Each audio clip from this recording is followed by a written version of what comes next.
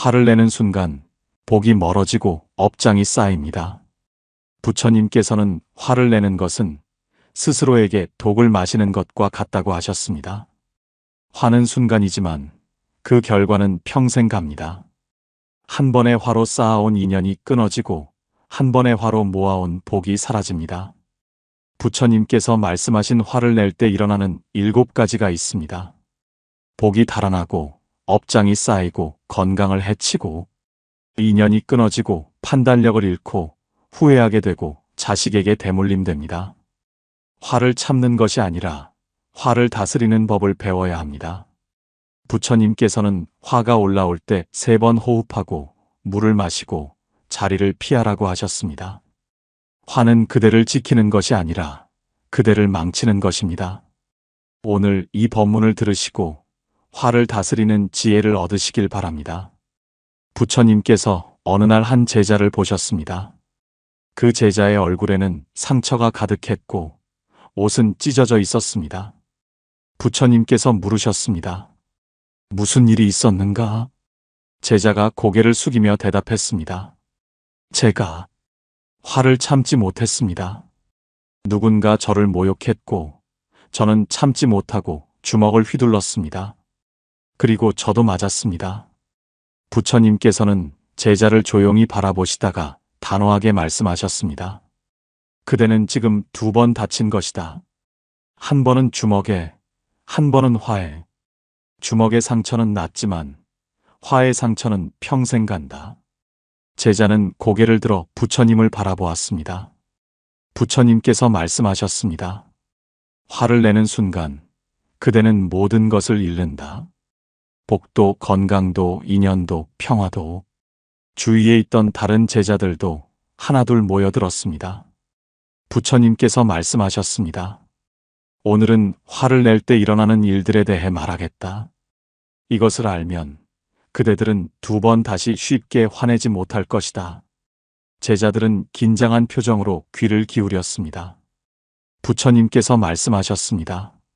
첫째, 화를 내는 순간 복이 달아난다. 복은 평온한 마음에 머문다. 하지만 화가 나면 복은 즉시 달아난다. 한 제자가 물었습니다. 부처님, 정말로 화 한 번 낸다고 복이 달아납니까? 부처님께서 고개를 끄덕이셨습니다. 그렇다. 화는 복을 쫓아내는 가장 빠른 방법이다. 부처님께서 설명하셨습니다.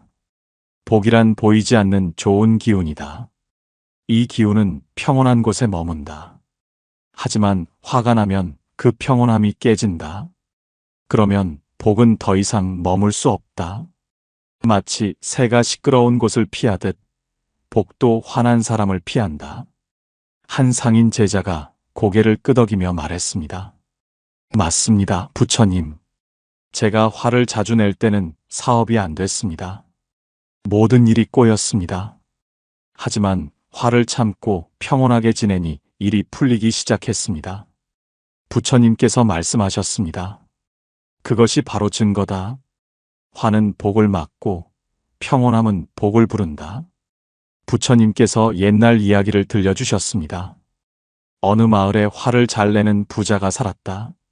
그는 많은 재산을 가졌지만 늘 화가 나 있었다. 하인들에게 화내고 가족에게 화내고 거래처에 화냈다. 내 마음대로 안 되면 참을 수 없어 하며 소리를 지르고 물건을 던졌다. 처음에는 사람들이 그가 부자라서 참았다. 하지만 점점 사람들이 그를 피하기 시작했다. 거래처는 다른 사람과 거래하고 하인들은 떠나고 가족들도 그를 멀리했다. 결국 그의 사업은 망했다. 아무도 그와 일하고 싶어 하지 않았기 때문이다. 화를 참지 못한 대가로 그는 모든 복을 잃었다. 반대로 같은 마을에 가난하지만 온화한 사람이 살았다. 그는 화날 일이 있어도 참았다.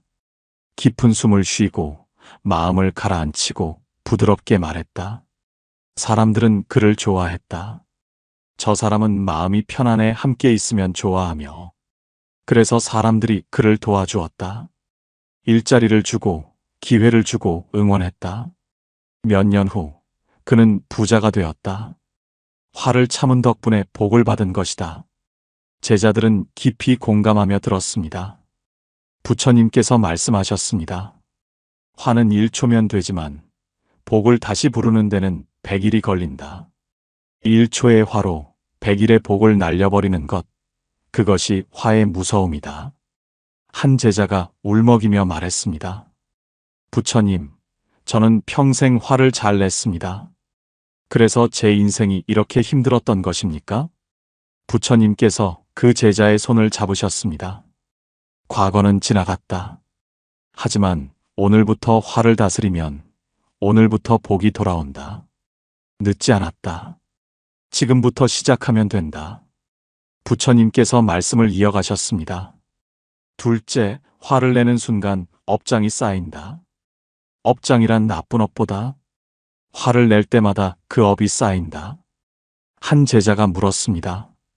부처님, 업장은 나쁜 일을 해야 쌓이는 것 아닙니까? 화를 낸다고 업장이 쌓입니까? 부처님께서 대답하셨습니다. 화는 나쁜 일의 시작이다. 화에서 모든 악행이 나온다. 화가 나면 말을 함부로 한다.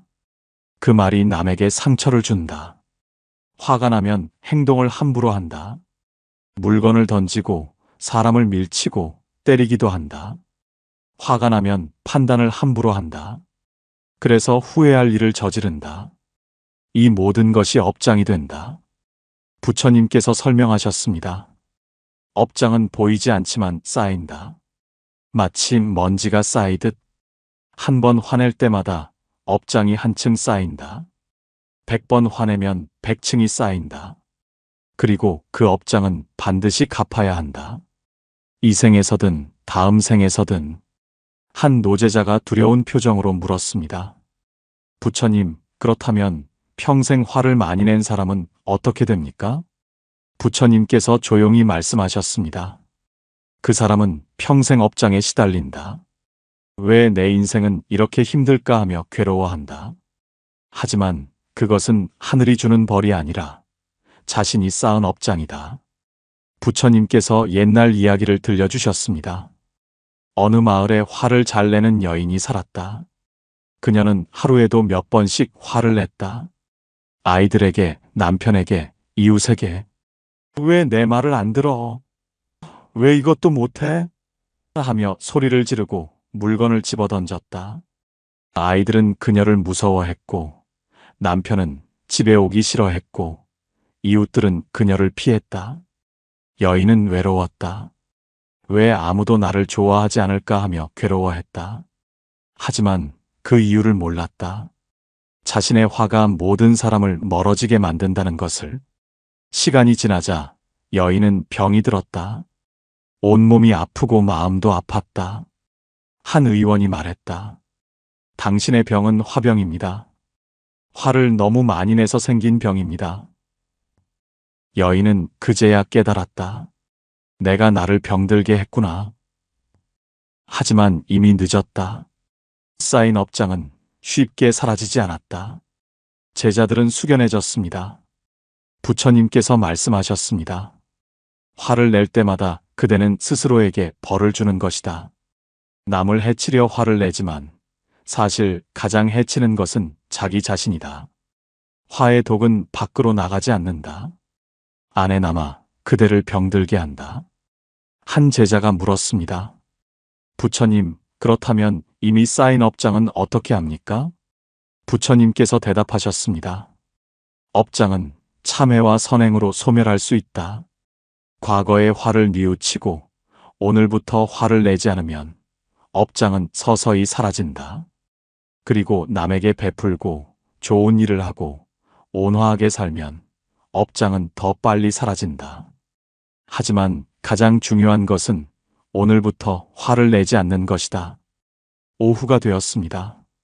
부처님께서는 제자들과 함께 나무 그늘 아래로 자리를 옮기셨습니다. 부처님께서 말씀하셨습니다. 셋째, 화를 내면 건강을 해친다. 화는 독약이다. 그 독이 몸을 병들게 한다. 한 제자가 의아한 표정으로 물었습니다. 부처님, 화와 건강이 무슨 관계가 있습니까?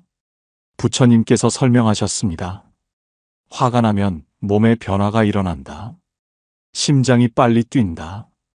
피가 머리로 몰린다. 얼굴이 붉어진다. 손이 떨린다.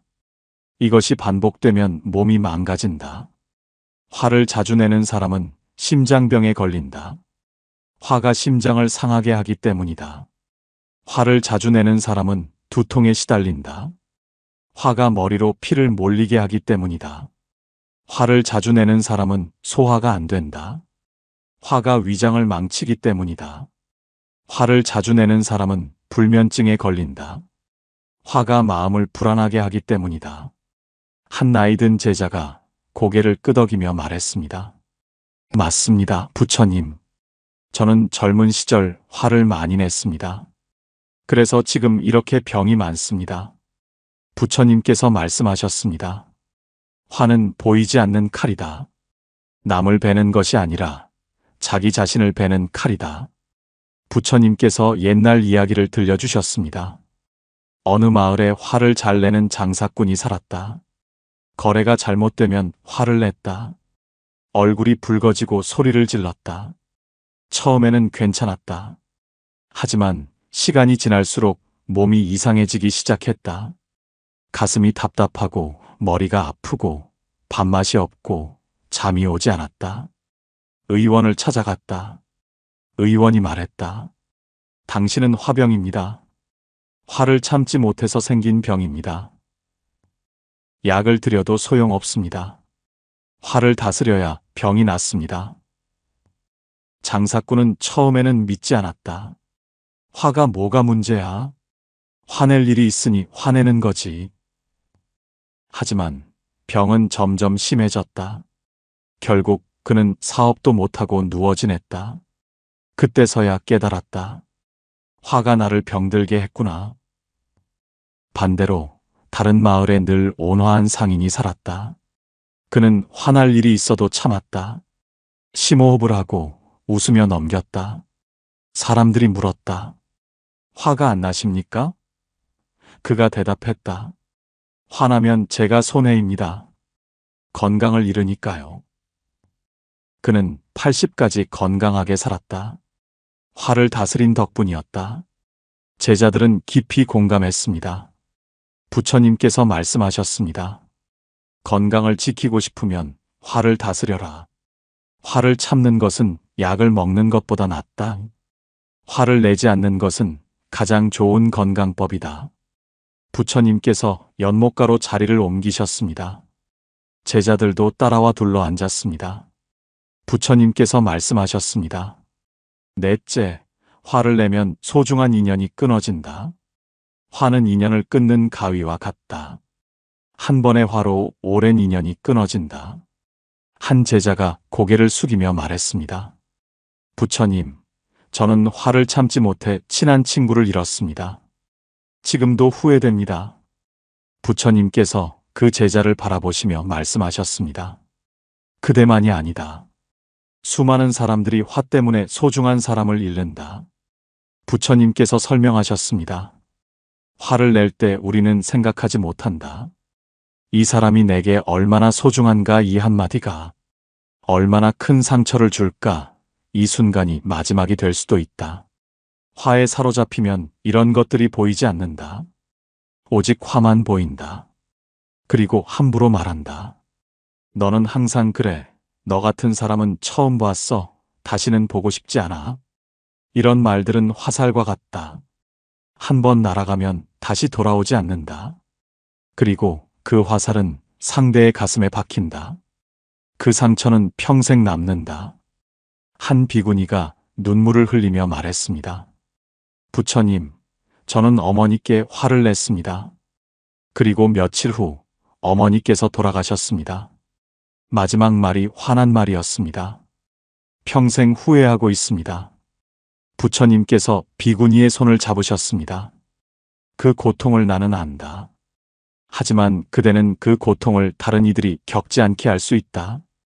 그대의 후회가 다른 이들에게 가르침이 될 수 있다. 부처님께서 옛날 이야기를 들려주셨습니다. 어느 마을에 형제가 살았다. 둘은 어릴 적부터 우애가 깊었다. 하지만 성인이 되어 재산을 나누다가 다툼이 생겼다. 형이 화를 냈다. 내가 더 많이 가져가려 하는구나. 동생도 화를 냈다. 형이야말로 욕심쟁이야.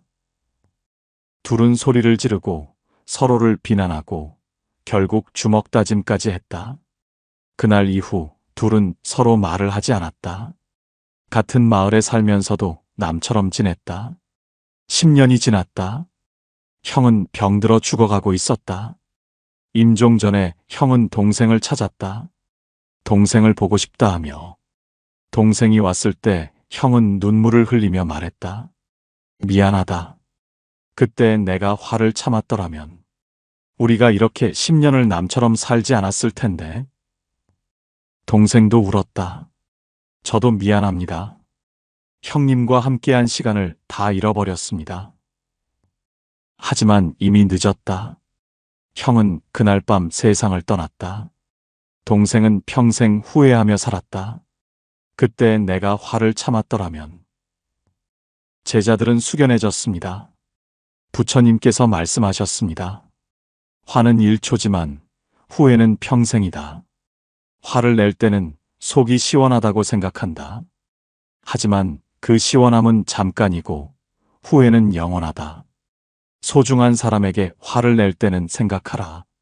이 사람이 내일 세상을 떠난다면 나는 오늘 이 말을 할 수 있을까? 이것이 이 사람에게 하는 마지막 말이라면 나는 이렇게 말할 수 있을까? 이렇게 생각하면 화는 저절로 가라앉는다. 한 젊은 제자가 물었습니다. 부처님, 하지만 화가 날 때는 그런 생각이 안 됩니다. 어떻게 해야 합니까? 부처님께서 대답하셨습니다. 그래서 연습이 필요하다. 화가 나지 않을 때 미리 생각해두는 것이다. 나는 화가 나도 소중한 사람에게 함부로 말하지 않겠다. 나는 화가 나면 일단 입을 다물겠다. 나는 화가 나면 그 자리를 피하겠다.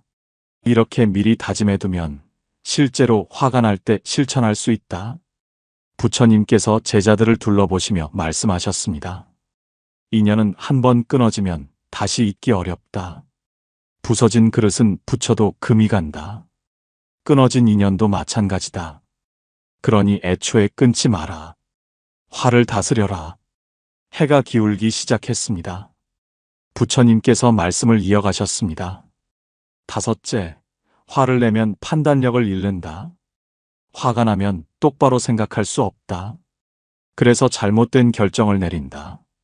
한 상인 제자가 고개를 끄덕이며 말했습니다. 맞습니다, 부처님. 저는 화가 나서 거래를 잘못 결정한 적이 있습니다. 그래서 큰 손해를 봤습니다. 부처님께서 말씀하셨습니다. 화는 눈을 가린다.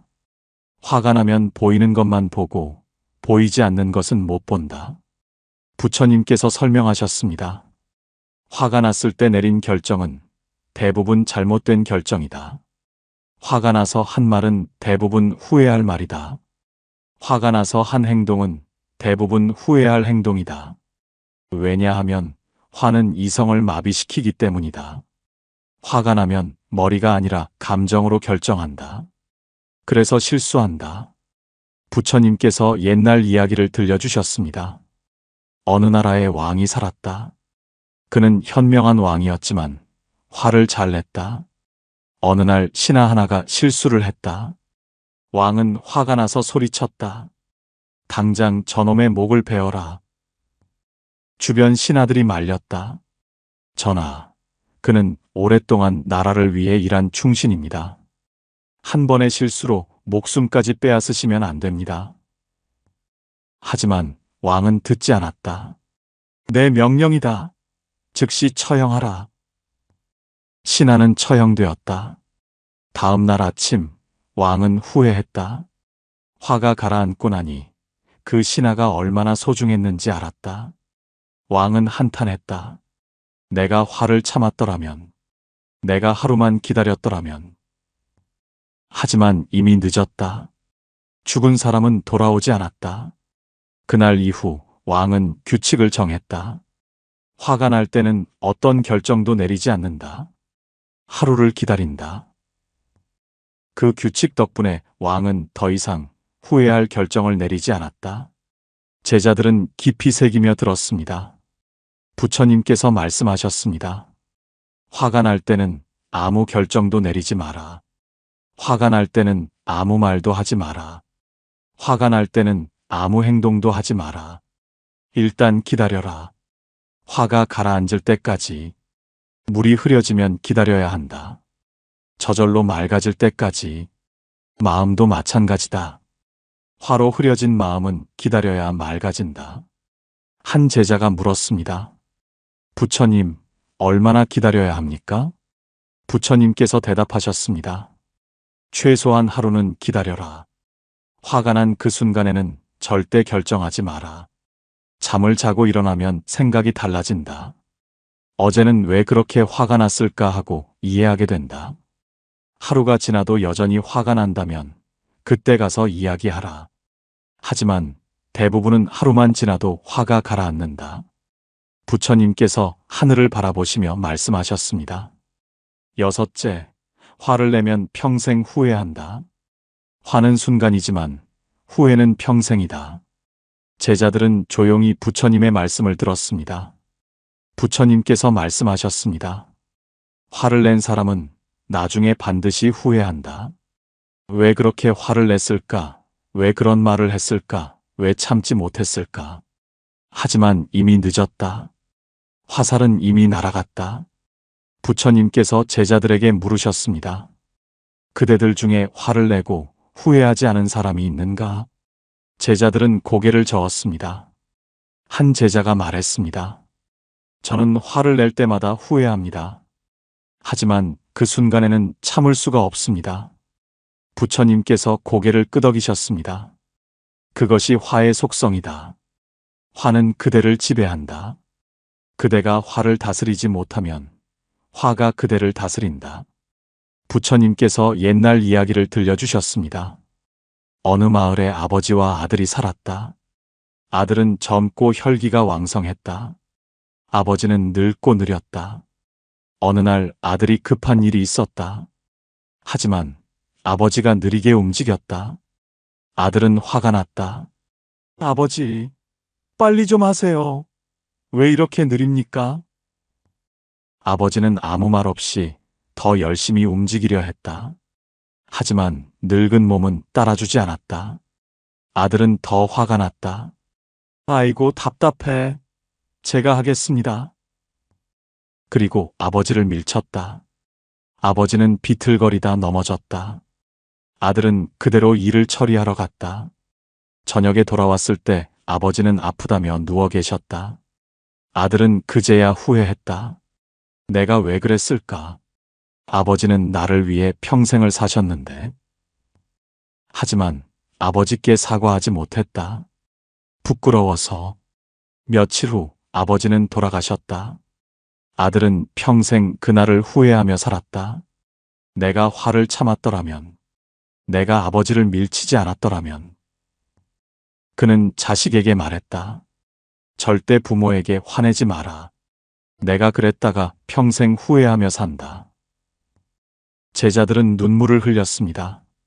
부처님께서 말씀하셨습니다. 화를 낼 때는 생각하지 못한다. 하지만 화가 가라앉으면 후회한다. 왜 그랬을까? 왜 참지 못했을까? 다시 돌아갈 수 있다면. 하지만 시간은 되돌릴 수 없다. 한 번 한 말, 한 번 한 행동은 되돌릴 수 없다. 그러니 애초에 화를 내지 마라. 후회하지 않으려면 화를 다스려라. 한 제자가 물었습니다. 부처님, 이미 화를 내고 후회하고 있습니다. 어떻게 해야 합니까? 부처님께서 대답하셨습니다. 사과하라. 늦었다고 생각하지 마라. 제가 잘못했습니다. 화를 냈습니다. 용서해 주십시오 하고 말하라. 그리고 다시는 그러지 않겠다고 다짐하라. 과거는 바꿀 수 없지만 미래는 바꿀 수 있다. 해가 완전히 지고 별이 하나둘 떠오르기 시작했습니다. 부처님께서는 제자들과 함께 언덕에 앉아 별을 바라보고 계셨습니다. 부처님께서 마지막 말씀을 시작하셨습니다.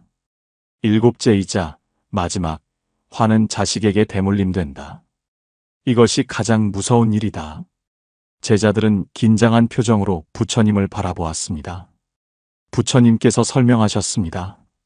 자식은 부모를 보고 배운다. 부모가 화를 내면 자식도 화를 낸다. 부모가 소리를 지르면 자식도 소리를 지른다. 부모가 물건을 던지면 자식도 물건을 던진다. 이것이 대물림이다. 한 어머니 제자가 눈물을 글썽이며 말했습니다. 부처님, 제 아이가 요즘 화를 많이 냅니다. 제가 화를 내니까 아이도 화를 내는 것 같습니다. 부처님께서 고개를 끄덕이셨습니다. 그렇다. 그대가 화를 다스리지 못하면 그대의 자식도 화를 다스리지 못한다. 그리고 그 자식의 자식도, 그 자식의 자식의 자식도 대대로 이어진다. 부처님께서 말씀하셨습니다. 화를 내는 부모 밑에서 자란 아이는 화를 내는 것이 정상이라고 배운다. 화가 나면 소리를 지르는 것이 당연해. 화가 나면 때리는 것이 당연해. 이렇게 배운 아이는 커서도 그렇게 산다. 그리고 그 아이가 부모가 되면 자기 자식에게도 그렇게 한다. 이것이 대물림이다. 부처님께서 슬픈 이야기를 들려주셨습니다. 어느 마을에 3대가 함께 사는 집이 있었다. 할아버지는 화를 잘 냈다. 할머니에게, 아들에게, 손자에게. 아버지는 그렇게 자라며 배웠다. 화가 나면 소리를 지르는 거야. 그래서 아버지도 화를 잘 냈다. 아내에게, 아들에게. 손자도 그렇게 자라고 있었다. 화가 나면 소리를 지르고 동생을 때렸다. 어느 날 한 스님이 그 집을 방문했다. 스님은 손자가 동생을 때리는 것을 보았다. 그리고 아버지가 손자를 때리는 것을 보았다. 스님이 아버지에게 물었다. 왜 아이를 때리십니까? 아버지가 대답했다. 애가 동생을 때려서 혼내는 겁니다. 스님이 말했다. 당신이 아이를 때리는데 아이가 동생을 때리지 말라고요? 아이는 당신을 보고 배운 것입니다. 당신이 때리니까 아이도 때리는 겁니다. 아버지는 충격을 받았다. 그제야 깨달았다. 내가 아버지에게 맞으며 자랐고, 그래서 나도 아이를 때리는구나. 이대로 가면 내 아이도 자기 아이를 때리겠구나. 그날 이후 아버지는 변하기로 결심했다. 화를 참고 때리지 않고 부드럽게 말하기 시작했다. 처음에는 어려웠다. 평생 해온 습관이었으니까. 하지만 계속 노력했다. 그리고 신기한 일이 일어났다. 아이도 변하기 시작했다. 화를 덜 내고 동생을 덜 때리고 부드러워졌다. 아버지는 깨달았다. 내가 변하니 아이도 변하는구나. 제자들은 깊은 감동에 젖었습니다. 부처님께서 제자들을 둘러보시며 말씀하셨습니다. 자식을 사랑한다면 화를 다스려라. 자식의 미래를 걱정한다면 먼저 그대가 변해라. 그대가 화를 다스리면 자식도 화를 다스린다. 그대가 온화하면 자식도 온화하다. 이것이 자식에게 줄 수 있는 가장 큰 유산이다. 한 제자가 간절히 물었습니다. 부처님, 그렇다면 화를 어떻게 다스릴 수 있습니까? 구체적으로 가르쳐 주십시오. 부처님께서 미소 지으시며 말씀하셨습니다. 이제 화를 다스리는 구체적인 방법을 알려주겠다. 첫째, 화가 올라오는 것을 알아차려라. 화는 갑자기 오지 않는다. 서서히 올라온다. 아, 지금 화가 올라오고 있구나 하고 알아차리는 것. 이것이 첫 번째다. 알아차리는 순간, 그대는 이미 화를 다스리기 시작한 것이다. 둘째, 3번 깊게 호흡하라. 화가 올라오면 즉시 입을 다물어라. 그리고 코로 깊게 숨을 쉬어라. 하나, 둘, 셋. 3번만 깊게 숨을 쉬어도 화는 반으로 줄어든다. 셋째, 물을 마셔라. 화가 나면 입이 마르고 목이 탄다. 그때 천천히 물을 마셔라. 물을 마시는 동안은 말할 수 없다. 그 시간이 화를 가라앉힌다. 넷째, 그 자리를 피하라. 화가 가라앉지 않으면 그 자리를 떠나라. 잠시 바람 쐬고 오겠습니다 하고 밖으로 나가라. 혼자 있는 시간이 화를 식힌다. 다섯째, 그 사람의 입장에서 생각해보라. 저 사람은 왜 저렇게 했을까? 저 사람도 힘든 일이 있었을까? 이렇게 생각하면 화가 연민으로 바뀐다. 여섯째, 화를 낸 후에 후회를 떠올려라. 내가 지금 화를 내면 나중에 후회할 거야. 이 사람이 내일 세상을 떠난다면 어떡하지? 이렇게 생각하면 화는 저절로 가라앉는다. 일곱째, 매일 연습하라. 화를 다스리는 것은 하루아침에 되지 않는다. 매일 연습해야 한다. 작은 화부터 다스려보라. 그러면 점점 큰 화도 다스릴 수 있게 된다. 부처님께서 일어나시며 마지막 말씀을 하셨습니다. 오늘 나는 그대들에게 화를 낼 때 일어나는 7가지를 가르쳤다. 첫째, 복이 달아난다. 둘째, 업장이 쌓인다. 셋째, 건강을 해친다. 넷째, 소중한 인연이 끊어진다.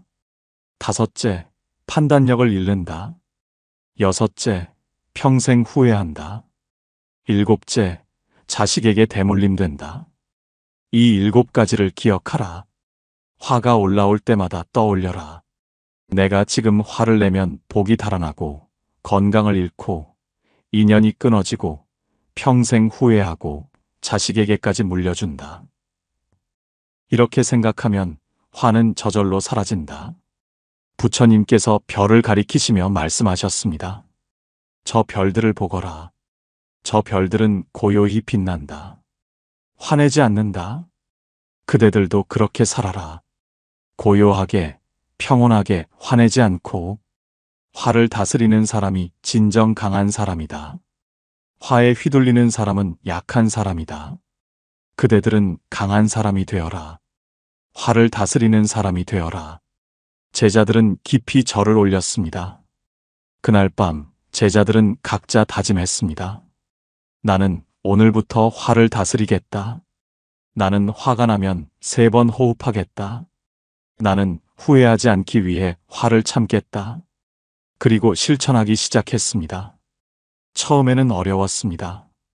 평생 해온 습관이었으니까. 하지만 계속 노력했습니다. 그러자 신기한 일이 일어났습니다. 화를 내는 횟수가 줄어들고 마음이 편안해지고 관계가 좋아지고 복이 찾아오기 시작했습니다. 화를 다스리는 것, 그것이야말로 가장 큰 수행이었습니다. 화 때문에 힘들어하시는 모든 분들께 이 이야기가 작은 깨달음이 되길 바랍니다. 화는 순간이지만 후회는 평생입니다. 화를 내는 순간 복이 달아나고 건강을 잃고 소중한 사람을 잃습니다. 하지만 화를 다스리는 순간 복이 찾아오고 건강해지고 관계가 좋아집니다. 오늘부터 화를 다스려 보세요. 화가 올라올 때 알아차리세요. 3번 깊게 호흡하세요. 물을 마시세요. 그 자리를 잠시 피하세요. 상대의 입장에서 생각해 보세요. 후회를 떠올려 보세요. 완벽하지 않아도 괜찮습니다. 조금씩 천천히 꾸준히 연습하세요. 한 달 후 그대는 놀라게 될 것입니다. 화를 내는 횟수가 줄어들고 마음이 편안해지고 삶이 달라져 있을 것입니다. 특히 부모님들께 당부드립니다. 자식을 사랑한다면 화를 다스리세요. 그대가 화를 다스리면 자식도 화를 다스립니다. 이것이 자식에게 줄 수 있는 가장 큰 유산입니다. 오늘 가르침이 화로 힘들어하시는 분들께 작은 빛이 되었기를 바랍니다. 만약 이 이야기가 그대의 마음에 와닿았다면 댓글로 오늘부터 실천할 방법을 나눠주세요. 저는 화가 나면 3번 호흡하겠습니다. 저는 화가 나면 물을 마시겠습니다. 그 다짐이 그대를 변화시킬 것입니다. 좋아요와 구독은 더 많은 분들에게 부처님의 지혜를 전하는 따뜻한 등불이 됩니다. 오늘도 화를 참느라 애쓰고 계신 모든 분들께 깊은 응원을 보냅니다. 그대는 충분히 잘하고 있습니다. 화를 다스리는 것은 어려운 일입니다. 하지만 그대는 할 수 있습니다. 하루하루 조금씩 나아지고 있습니다. 고맙습니다. 달빛지혜였습니다.